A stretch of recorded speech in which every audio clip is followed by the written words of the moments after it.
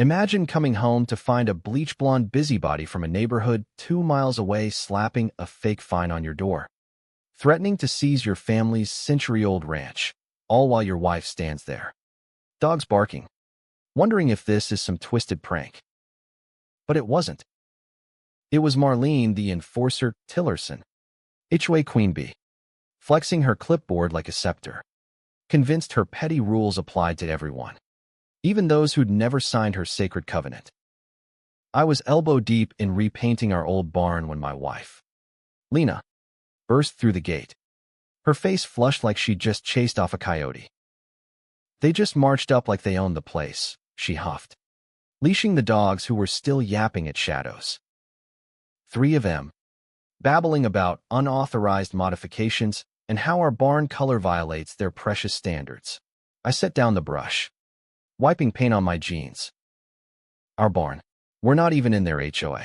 Lena nodded, mimicking Marlene's nasal twang. Well, dear, standards are standards. Failure to comply means daily fines starting at $200. And get this, she said it with a smile, like she was doing us a favor. I chuckled darkly. But inside, the rumors I'd heard about me, whispers that I was some deadbeat dodging community duties, started bubbling up. Folks in town had been gossiping, painting me as the antisocial holdout ruining property values. I'd ignored it, figuring silence was strength. But now, this was war by proxy.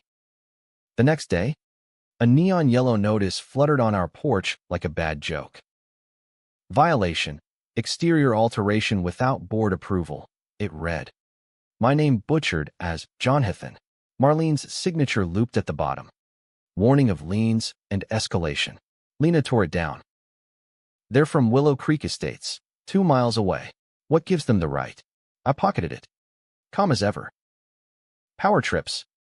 Honey. But let's see how far they'll push. Whispers ramped up, neighbors texting about that stubborn rancher causing trouble. I played dumb, nodding at the grocery store while Marlene paraded around town meetings, preaching harmony through uniformity in her starched blouse. We must protect our aesthetic integrity, she'd drone, eyes scanning for dissenters. One evening, she cornered Lena at the feed store. Your husband should reconsider. Non-compliance affects us all. Think of the children. Lena shot back. Sweet as pie. Oh, Marlene, our kids are the cows. They don't care about paint shades. Marlene's smile cracked. But she huffed off, muttering about uncooperative elements. Things escalated when shadows crept up our drive at midnight. I watched from the window as 2 goons in dark polos slipped an envelope under the door, another final warning, stamped with a phony county seal, demanding we dismantle the barn or face asset forfeiture. My blood boiled, but I grinned in the dark. See, I'd been the county assessor for years, quietly auditing land records while enduring the smears that I was corrupt or lazy. Now, their bluff was my ammo. I called my deputy pal, Earl, pull everything on Willow Creek HOA meetings. Finances. The works. By dawn. Files piled up, emails plotting boundary expansions via fake annexations, targeting loners like us for cheap land grabs. Our ranch, labeled prime acquisition, apply pressure, forged signatures everywhere, including mine. They're not just nosy, Earl whistled. They're crooks in khakis. I leaked a tip to the zoning board, watching Marlene squirm at the next hearing. This is a misunderstanding, she cooed, batting lashes. We're merely enforcing community values. The commissioner smirked. Values like fraud? Your annexation papers are as real as your tan. The hammer dropped at the courthouse showdown.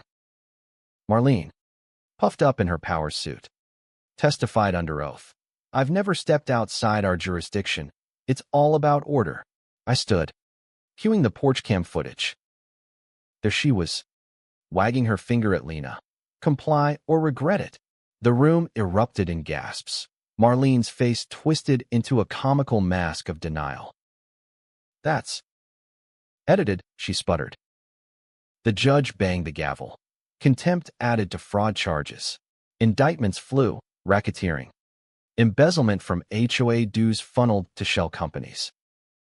Marlene's bored cronies flipped like dominoes, exposing kickbacks from developers hungry for our land. One email read, "Push the rancher hard. He's isolated." Isolated? I'd been building alliances quietly, rallying harassed neighbors. The class action suit buried them. Restitution poured in. Willow Creek's HOA dissolved into a toothless committee.